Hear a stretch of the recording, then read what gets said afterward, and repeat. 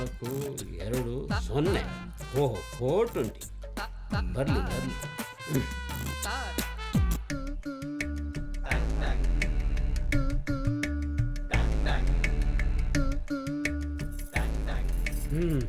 ಸಮಸ್ಯೆಗೆ ಪರಿಹಾರ ಏನೋ ಸಿಕ್ತು.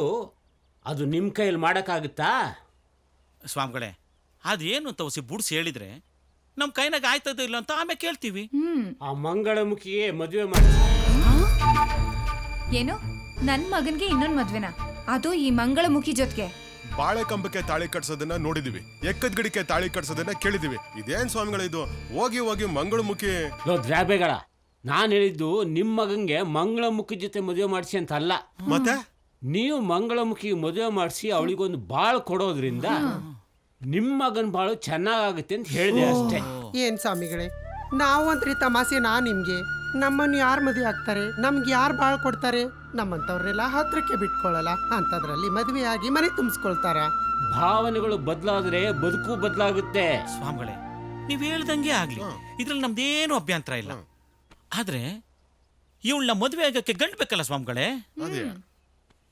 ನಮಸ್ಕಾರ ಸ್ವಾಮಿಗಳೇ. ನಮಸ್ಕಾರ ಸ್ವಾಮಿಗಳೇ. ಒಳ್ಳೇದಾಗ್ಲಿ. ಆ ಭಗವಂತ ಇವ್ರಿಗೆ ಅಂತ ಹಣೆ ಮೇಲೆ ಬರೆದು ಕಳಿಸಿತಾನೆ ಕಳ.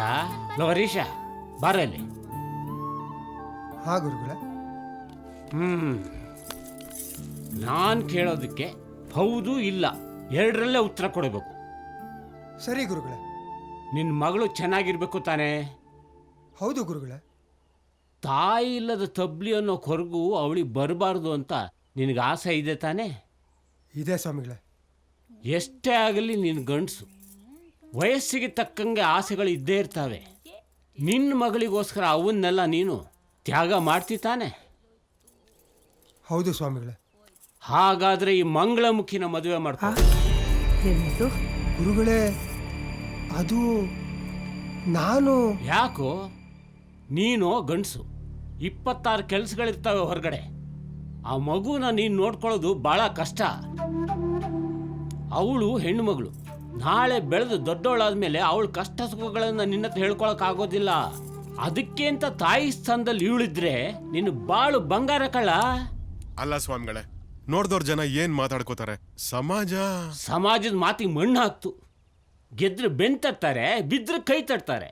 ಅವ್ರಿಗೆ ಕ್ಯಾರೆ ಅನ್ಬಾರ್ದು. ಅಲ್ಲ ಸ್ವಾಮಿಗಳೇ, ನಾವಿಬ್ರು ಸೇರೋದ್ರಿಂದ ಸಂಸಾರ ಅನ್ನೋ ಪದಕ್ಕೆ ಅರ್ಥ ಸಿಗುತ್ತಾ? ಆಹಾರಕ್ಕೆ ಭಕ್ತಿ ಸೇರಿಸಿದ್ರೆ ನೈವೇದ್ಯವಾಗುತ್ತೆ, ನಿರಾಹಾರಕ್ಕೆ ಭಕ್ತಿ ಸೇರಿಸಿದ್ರೆ ಉಪವಾಸ ಆಗುತ್ತೆ, ನೀರಿಗೆ ಭಕ್ತಿ ಸೇರಿಸಿದ್ರೆ ತೀರ್ಥವಾಗುತ್ತೆ, ಮಾತಿ ಭಕ್ತಿ ಸೇರಿದ್ರೆ ಸ್ತೋತ್ರವಾಗುತ್ತೆ, ಆಲೋಚನೆ ಭಕ್ತಿ ಸೇರಿದ್ರೆ ಧ್ಯಾನ ಆಗುತ್ತೆ, ಮಾಡೋ ಕೆಲಸಗಳಿಗೆ ಭಕ್ತಿ ಸೇರಿದ್ರೆ ಪೂಜೆ ಅಂತ ಅನ್ಸುತ್ತೆ, ಪ್ರೀತಿ ಭಕ್ತಿ ಸೇರಿದ್ರೆ ಆರಾಧನೆ ಆಗುತ್ತೆ, ಅದೇ ಸ್ನೇಹಕ್ಕೆ ಭಕ್ತಿ ಸೇರಿದ್ರೆ ಸತ್ಸಂಗವಾಗುತ್ತೆ. ನಿಮ್ಮಿಬ್ರು ಜೀವನದಲ್ಲಿ ಆ ಮಗು ಸೇರಿದ್ರೆ ಸಂಸಾರ ಆಗುತ್ತೆ. ಇದೇ ಜೀವನದ ಅರ್ಥ. ನೀವ್ ಹೇಳೋದು ಸರಿ ಸ್ವಾಮಿಗಳೇ. ಹರೀಶ, ಒಪ್ಕೊಳಪ್ಪ. ಸ್ವಾಮಿಗಳು ಹೇಳೋದು ನಮ್ಮೊಳ್ಳದಕ್ಕೆ ಅಲ್ವಾ? ಈ ಮದುವೆಯಿಂದ ನಿಮ್ಮಿಬ್ಬರು ಬಾಳನ್ ಜೊತೆ ನನ್ ಮಗನ್ ದೋಷಗಳು ಪರಿಹಾರ ಆಗಿ ಎಲ್ಲ ಸರಿ ಹೋಯ್ತದೆ. ನೀವ್ ಹೇಳಿದ್ಮೇಲೆ ಮುಗೀತು ಸ್ವಾಮಿಗಳೇ. ಸ್ವಾಮಿಗಳೇ, ಈ ದೇವಸ್ಥಾನಕ್ಕೆ ಎಷ್ಟೋ ಜನ ಬರ್ತಾರೆ. ಕೆಲವರು ಗಂಡ ಹೆಂಡತಿ ಬರ್ತಾರೆ, ಅಪ್ಪ ಮಗಳು ಬರ್ತಾರೆ, ಅಕ್ಕ ತಂಗಿರೂ ಬರ್ತಾರೆ. ಅವ್ರನ್ನ ನೋಡ್ತಾ ನಮ್ಮಂತವ್ರ ಬದುಕೋಕೆ ನಾಲಾಯಕ್ಕೂ ಅನ್ಕೊಳ್ತಿದ್ದೆ. ನಮಗೆ ಅಂತ ಯಾವ ಸಂಬಂಧಗಳು ಕೈ ಬೀಸ್ಕರಿಯಲ್ಲ. ಯಾಕಂದ್ರೆ ನಾವು ಮಂಗಳಮುಖಿಯರು, ಗಂಡು ಹೆಣ್ಣು ಅನ್ನೋ ಯಾವ ಜಾತಿಗೂ ಬಾರ್ದೇ ಇರೋರು. ಆದ್ರೆ ನಮಗೂ ಒಂದು ಬದುಕಿದೆ, ಬಾಳಿದೆ ಅಂತ ತೋರ್ಸ್ಕೊಟ್ಟಿದ್ದೀರಾ. ನಮ್ಮ ಭಾವನೆಗಳನ್ನ ಅರ್ಥ ಮಾಡ್ಕೊಂಡು ಅದಕ್ಕೆ ಅಂತ ಬೆಲೆ ಕೊಟ್ಟು ನೆಲೆ ಸಿಗುವಾಗ ಮಾಡಿದ್ರಿ. ನಿಜವಾಗ್ಲೂ ನೀವು ನನ್ನ ಪಾಲಿನ ದೇವರು ಸ್ವಾಮಿಗಳೇ. ಆಶೀರ್ವಾದ ಮಾಡಿ ಸ್ವಾಮಿಗಳೇ.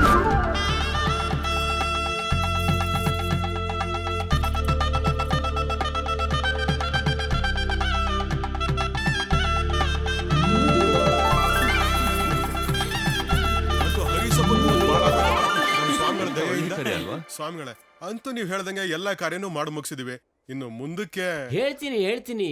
ಇನ್ನೂ ಎಲ್ಲ ಮುಗ್ದಿಲ್ವ ಕೆಂಚ? ಪರಿಹಾರ ಅನ್ನೋದು ಪಾಪ್ಕಾರ್ನ್ ತಿಂದ ಸುಲಭ ಅಲ್ಲ. ಅವನು ಯಾವ್ದಾದ್ರೂ ಗುರುಗಳನ್ನ ಮನೆ ಕರೆದು ಅವನೇ ಕೈಯಾರೆ ಪಾದ ತೊಳೆದು ಪಾದ ಪೂಜೆ ಮಾಡಿ ಧೂಪದಾರ್ತಿನ ಭಕ್ತಿಯಿಂದ ಎತ್ತಿದಾಗ್ಲೇ ಅವನಿಗೆ ಹಿಡಿದಿರೋ ಕಂಟಕ ನಾಶ ಆಗೋದು. ಇದು ಯಾವ್ದೋ ಇನ್ನೊಂದು ಫಿಟ್ಟಿಂಗ್ ಇರ್ತಾವನ? 7ನೇ ಮನೇಲಿ ಇರ್ಬೇಕಾದ ಗುರು ಮೂಡ್ ಔಟ್ ಆಗಿ ಮುನ್ಸ್ಕೊಂಡು ಬೇಜಾನ್ ಗುರಾಯಿಸವನೆ. ಪಾದ ತೊಳೆದು ನೀರು ಕುಡಿಯೋದು ಬೇಡವಾ? ಹೇಯ್, ಅದನ್ನ ಯಾಕೆ ಕುಡಿಬೇಕು? ಅದ್ಯಾವ ಕರ್ಮ? ಪಾದ ತೊಳೆದು ಪೂಜೆ ಮಾಡೋದು ಭಕ್ತಿ. ಸ್ವಾಮಿಗಳು ಮನುಷ್ಯರೇ ಅಲ್ವೇ? ಅವರಿಗೂ ಶುಗರು, BP, ಚರ್ಮ ರೋಗ, ಏಡ್ಸ್ ಯಾವುದೋ ಒಂದು ಇರುತ್ತೆ. ಅವ್ರ ಕಾಲಲ್ಲಿ ಅದೆಷ್ಟು ಧೂಳು ಕ್ರಿಮಿಗಳು ಇರ್ತಾವೋ ಏನೋ. ಅದನ್ನ ತೊಳೆದು ನೀರು ಕುಡಿದ್ರೆ ಕುಡ್ದವನು ಹೊಗೆ ಹಾಕಿಸ್ಕೊಂತಾನಷ್ಟೇ. ಇದು ಬರೀ ಆಡಂಬರ ಅಲ್ಲ, ಅನಾಗರಿಕತೆ ಕೂಡ. ಆಹಾಹಾಹಾ, ಗುರುಗಳು ಉಪದೇಶ ಮಾಡ್ತಾ ಇದ್ರೆ ಕೇಳ್ತಾ ಇರ್ಬೇಕು ಅನ್ನಿಸ್ತೈತೆ. ಉಪದೇಶದ ಅರ್ಥ ಗೊತ್ತೇನ್ರೋ? ತಿಳಿದವರು ತಿಳಿಯದವರಿಗೆ ತಿಳಿಯಲಾರದಂತೆ ತಿಳಿ ಹೇಳುವುದೇ ಉಪದೇಶ. ಅಂದ್ಮೇಲೆ ಬೇರೆ ಯಾವ್ದಾದ್ರು ಸ್ವಾಮಿಗಳು ಯಾಕ್ಬೇಕು? ನೀವೇ ಇದ್ದೀರಲ್ಲ. ಹಂಗೈಲ್ ಮೊಟ್ಟೆ ಇಟ್ಕೊಂಡು ಆಮ್ಲೆಟ್ಗೆ ಊರೆಲ್ಲ ಅಡ್ಡಾಡ್ರಂತೆ. ಅಲ್ವಾ ಮತ್ತೆ? ನಮ್ ಸ್ವಾಮಿಗಳು ಇಲ್ವಾ? ಸ್ಕೆಚ್ ವರ್ಕೌಟ್ ಆಗೋಯ್ತು. ನಮಗ್ ನೀವಲ್ದೆ ಇನ್ಯಾವ ದೊಡ್ಡ ಗುರುಗಳು ಇದ್ದಾರೆ ಸ್ವಾಮಿಗಳೇ? ಹಂಗಲ್ವೋ, ತಂದೆ ಸೂಚಿಸಿದ ಪರಿಹಾರನ ನಾನು ಹೇಳಿದ್ನೆ ಹೊರತು ನನಗೆ ಪಾದ ಪೂಜೆ ಮಾಡಿ ಅಂತಲ್ಲ. ಸುಮ್ಕಿರಿ ಸ್ವಾಮಿಗಳೇ ನೀವು. ನನ್ ಮಗ ಸೊಸೆ ಇಬ್ರು ಸೇರಿ ನಿಮ್ ಪಾದ ಪೂಜೆ ಮಾಡ್ತಾರೆ, ಮತ್ತೆ ಧೂಪ ಹಾಕ್ತಾರೆ. ನೀವು ಹಾಕಿಸ್ಕೋಬೇಕು ಅಷ್ಟಯ್ಯ. ಹೌದು ಸ್ವಾಮಿಗಳೇ, ಇದಕ್ಕೆ ಬೇಡ ಅನ್ಬಾರ್ದು. ಒಪ್ಕೊಳ್ಳೇಬೇಕು. ಸರಿ ಕಣ್ರಪ್ಪ, ನೀವೆಲ್ಲರೂ ಸರಿ ಒತ್ತಾಯ ಮಾಡ್ತಾ ಇರೋದ್ರಿಂದ ಒಪ್ಕೋತೀನಿ. ನಿಮ್ಮಿಷ್ಟದಂತೆ ಹಾಕ್ಸ್ಕೋತೀನಿ.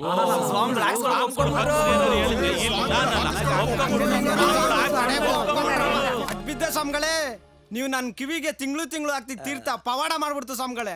ನನ್ಗೆ ಎರಡೂ ಕಿವಿ ಕೇಳಂಗಾಗೋಯ್ತು. ಜಾಸ್ತಿ ಡೌ ಮಾಡಬೇಡ. ನಂದೇನು ಪವಾಡ ಇಲ್ಲ. ನಾನು ನಿನ್ ಕಿವಿ ಹಾಕ್ತಿದ್ನಲ್ಲ ಔಷಧಿ, ಅದು ಕೆಲಸ ಮಾಡಿ ನಿನ್ ಕಿವಿ ಕೇಳೋಂಗಾಗೋದಕ್ಕೆ 6 ತಿಂಗಳು ಬೇಕಾಯ್ತು ಅಷ್ಟೇ. ಓ, ನಮ್ ಸ್ವಾಮಿಗಳು ಹಂಗೆ ಎಲ್ಲ ಪವಾಡ ಅವರೇ ಮಾಡ್ತಾರೆ, ನಮ್ದೇನೂ ಇಲ್ಲ ಅಂತ. ಸ್ವಾಮಿಗಳೇ, ಕಾವಿ ಬರೀ ಸ್ವಾಮೀಜಿ ಸಂಕೇತ ಅಲ್ಲ. ಸಮಾಜನ ತಿದ್ದೋ ಕೆಲಸ ಯಾರೇ ಮಾಡಿದ್ರು ಅವ್ರು ಸ್ವಾಮೀಜಿನೇ. ಉಳಿದವರೆಲ್ಲ ಡುಬಾಕೋರು. ಆಹಾ, ಎಂತ ಮಾತು ಗುರುಗಳೇ.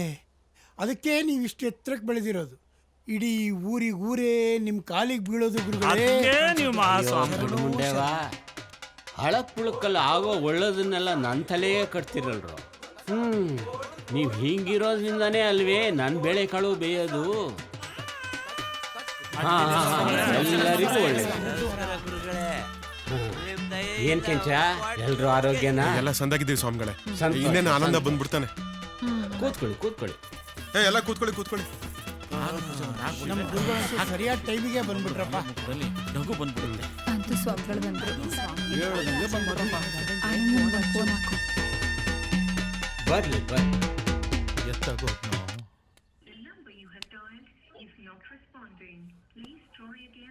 Switch off ಬತ್ತಾದಲ್ಲೇ.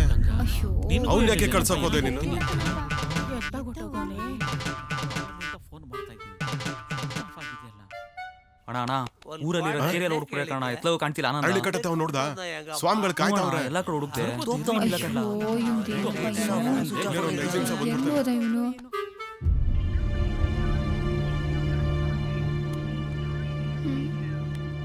ಆಗ್ಲಿಂದ ಸ್ವಿಚ್ ಆಫೇ ಬರ್ತೈತೆ ಫೋನು. ಯಾವತ್ತು ಹಿಂಗ್ ಮಾಡೋನಲ್ವಲ್ಲ. ಈಗ ಬರ್ತೀನಿ ಅಂತ ಬೆಳಗಾನಂಗೆ ಕೂತಿದ್ರು ನನ್ನ ಮಗ ಬರಲ್ಲ ಕಣ್ಲಾ. ಆನಂದ ಮೊದ್ಲೇ ನಂಗೆ ಹೇಳಿದ್ದ ಬರಲ್ಲ ಅಂತ. ಅಂತೂ ಒಳ್ಳೆ ಪೂಜೆ ಆಯ್ತು. ಸ್ವಾಮಿಗಳಿಗೆ ಇವತ್ತು ಹೊಗೇನೆ. ನನ್ನ ಮಗ ಬೇಕಂತಾನೆ ಮಾಡೋರು.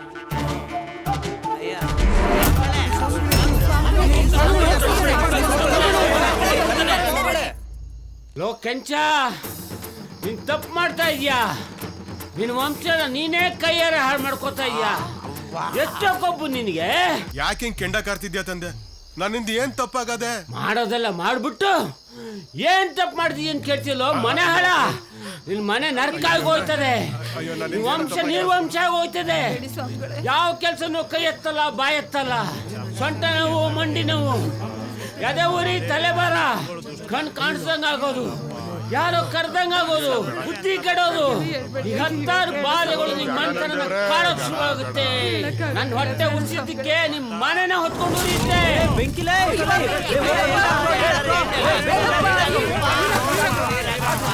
ಆ ಆನಂದ ಮಾಡಿರೋ ಕೆಲಸದಿಂದಾಗಿ ಇಡೀ ಸಂಸಾರನೇ ಹೆಣಗಾಡೋಂಗಾಗೋಯ್ತು. ಸ್ವಾಮಿಗಳು ಪಾಪ ಪೂಜೆ ಮಾಡದೆ ಅವ್ರ ಎದೆ ಮೇಲೆ ಅವರೇ ಕಲ್ ಚಪ್ಪಲಿ ಹೇಳ್ಕೊಂಡ್ಬಿಟ್ರು. ಅಯ್ಯೋ ನಮ್ಮಪ್ಪ ತಂದೆ, ನಿನ್ ಎದುರಾಕೊಂಡು ನಾವು ಬಾಳೆ ಮಾಡಕ್ಕಾಯ್ತದ? ನಿನ್ ಕೋಪ ತಾಪ ನಾವು ತಡಿಯಕ್ಕಾಯ್ತದ? ಅಡ್ಡು ಬೀಳ್ತೀನಿ. ನನ್ನ ವಂಶ ನಿರ್ವಂಶ ಆಗೋಯ್ತದೆ. ಮುನ್ಸ್ಕೋಬೇಡ ಶಿವ, ಮುನ್ಸ್ಕೋಬೇಡ. ಬರೋ ಪೂರ್ಣಿಮೆ ಒಳಗಡೆ ಪಾದ ಪೂಜೆ ನಡೆದೇ ಇದ್ರೆ ನಿನ್ ಕುಟುಂಬಕ್ಕೆ ಕಂಟಕ ಕಣೋ. ಎತ್ತಿ ಇಲ್ಲಿ. ಸ್ವಾಮಿ ನಾವ್ ಯಾರು ಏನ್ ಹೇಳಿದ್ರು ಅವನು ಒಪ್ತಾ ಇಲ್ಲ. ಅವನ್ಗೆ ದೆವ್ವ ಗಿವ ಮೆಟ್ಕೊಂಡಿರ್ಬೇಕು, ಇಲ್ಲ ದಾಟ್ ಗೀಟ್ ಆಗಿರ್ಬೇಕು. ನಿನ್ ಸನ್ನಿಧಿ ತಾವು ಬಂದು ತಡೆ ಓಡಿಸ್ತೀವಿ ತಂದೆ. ಮಗಂಗೆ ನಾನು ಅನ್ನೋ ಅಹಂಕಾರ ದೆವ್ವ ಮೆಟ್ಕೊಂಡ್ಬಿಟ್ಟದೆ. ಅದು ಹೋಯ್ತು ಅಂದ್ರೆ ಎಲ್ಲ ಸರಿ ಹೋಯ್ತದೆ. ನಾನು ಹೇಳಿದ್ ನೆನ್ಪಿರ್ಲಿಕ್ಕೆ ಚಾ, ಇಲ್ಲ ಅಂದ್ರೆ ನಿನ್ನ ವಂಶ ನಿರ್ವಂಶ ಹೋಯ್ತದೆ. ಬರ್ತೀನಿ ಕಣ್ರೋ, ಬರ್ತೀನಿ. ಲೇ ಆನಂದ, ಬೀದಿಲೋಗೋ ಮಾರಮ್ಮ ಮನೆ ತನಕ ಬಂದ್ ಹೋಗಮ್ಮ ಅಂದಂಗಾಯ್ತಲ್ಲೋ ನಿನ್ ಕತೆ. ಯಾವ ಕೇಡ್ಗಾಲಕ್ಕೆ ಹಿಂಗ ಆಡ್ತಿದ್ಯೋ? ಊರ್ ಜನರ ಮುಂದೆ ಮರವಾದಿ ತೆಗೆದ್ಬಿಟ್ಟಿಯಲ್ಲ. ಈ ಬಂಗಕ್ಕೆ ನಿಮ್ಮವ್ವ ಇರ್ಬೇಕಾಗಿತ್ತ ನಿನ್ನ. ಆ ದಿಮಾಕ್ ಅಂದ್ಬಿಟ್ಟು ಸ್ವಾಮಿಗಳು ಪಾದ ಪೂಜೆ ಮಾಡಿದಿದ್ರೆ ನಿನ್ ಕೈ ಸೇದೋಗ್ತಿತ್ತ. ನಿನಗೆ ನೀನೇ ದೊಡ್ಡವನ್ ಇರ್ಬೋದು ಕಣ್ಲ, ನಿನ್ ದೊಡ್ಡಸ್ಕೆಯಿಂದ ಇಡೀ ಸಂಸಾರನೇ ಹಾಳಾಗ್ತೈತೆ. ದೇವ್ರ ಕಾರ್ಯಕ್ಕೆ ಯಾಕ್ಲೆ ಇಷ್ಟು ಸತಾಯಿಸ್ತೀಯ? ಅಷ್ಟೇ ಯಾಕೆ, ನಮ್ಮ ಸ್ವಾಮಿಗಳ ಆಶೀರ್ವಾದದಿಂದ ಈ ಕೆಪ್ಪರು ನನ್ನ ಮಗನಿಗೆ ಕಿವಿ ಕೇಳಂಗಾಗ್ಲಿಲ್ವಾ? ಸೀತಾ ಅವ್ರಿಗೆ ಮಕ್ಳೇ ಇರ್ಲಿಲ್ಲ, ಮಕ್ಳಾಗ್ಲಿಲ್ವಾ? ಹೆಂಡ್ರನ್ ಕಳ್ಕೊಂಡು ಗುಂಡ್ರಗೋವಿ ಹಂಗಿದ್ದ ಹರೀಶಪ್ಪಂಗೆ ಮಂಗಳಮುಖಿ ಜೊತೆ ಮದುವೆ ಮಾಡಿಸ್ಬಿಟ್ಟು ಹೊಸ ಬಾಳ್ ಕೊಡ್ಲಿಲ್ವೇ? ಅಲ್ಲ ಸ್ವಾಮಿಗಳ ಪವಾಡ ಒಂದ ಎರಡ ಹೇಳ್ತಾ ಹೋದ್ರೆ ಬೆಳಕರ್ದೋಯ್ತದೆ. ನಮ್ದವ್ರಿಗೆ ಅರ್ಧ ರಾತ್ರಿನಲ್ಲೂ ಸೂರ್ಯ ಕಾಣಿಸ್ತಾನೆ. ನಿಮ್ಮಂತವ್ರಿಗೆ ಗರ್ಭಗುಡಿಲಿರೋ ದೇವರು ಕೂಡ ಕಲ್ಲೇಯ.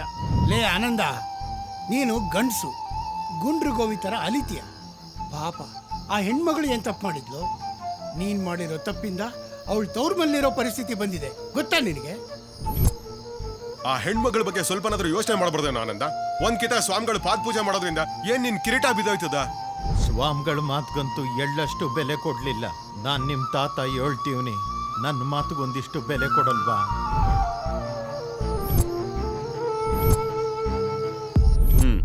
ಊರವರೆಲ್ಲ ಉಪದೇಶ ಮಾಡೋರೇ ಆಗೋದ್ರು, ಇನ್ನೊಬ್ಳು ಕಮ್ಮಿ ಇದೆ. ಈಗ ನೀನು ಶುರು ಹಚ್ಕೊಂಡ? ಯಾರ ಮಾತು ಕೇಳ್ಬೇಡ್ರಿ. ನೀವ್ ಅನ್ಕೊಂಡಿದ್ದೆ ಸರಿ, ನೀವ್ ಮಾಡಿದ್ದೆ ಸರಿ. ನಿಮ್ ಹಠ ನೀವ್ ಬಿಡಲ್ಲ. ಪಾದ್ ಪೂಜೆ ಮಾಡೋವರ್ಗು ನಮ್ಮನೇಲಿ ಇಬ್ಬರನ್ನು ಒಟ್ಟಿಗೆ ಸೇರಕ್ ಬಿಡಲ್ಲ. ಇದ್ಯಾವ್ದ್ರಿ ಇದ್ ನರ್ಕ? ನಂಗೆ ಮದ್ವೆ ಆಗೋದಾದೆ, ಆದ್ರೆ ಒಂದಿನನೂ ಸಂತೋಷವಾಗಿ ಸಂಸಾರ ಮಾಡಕ್ ಆಗ್ತಿಲ್ಲ. ಮದ್ವೆ ಆಗಿ ಗಂಡನ್ ಮನೇಲಿ ಇರ್ದೆ ತವ್ರ ಮನೆ ಸೇರ್ಕೊಂಡವಳೆ ಅಂತ ಊರ್ನವರೆಲ್ಲ ಆಡ್ಕೋತಾವ್ರೆ. ನನ್ ಫ್ರೆಂಡ್ ಕೋಮ್ಲಾ ನಮ್ ನಿಶ್ಚಿತಾರ್ಥ ಆದ ವಾರದಲ್ಲೇ ಅವಳ ಮದ್ವೆ ಆಗಿದ್ದು. ಅವಳಿಗೀಗ 3 ತಿಂಗಳು.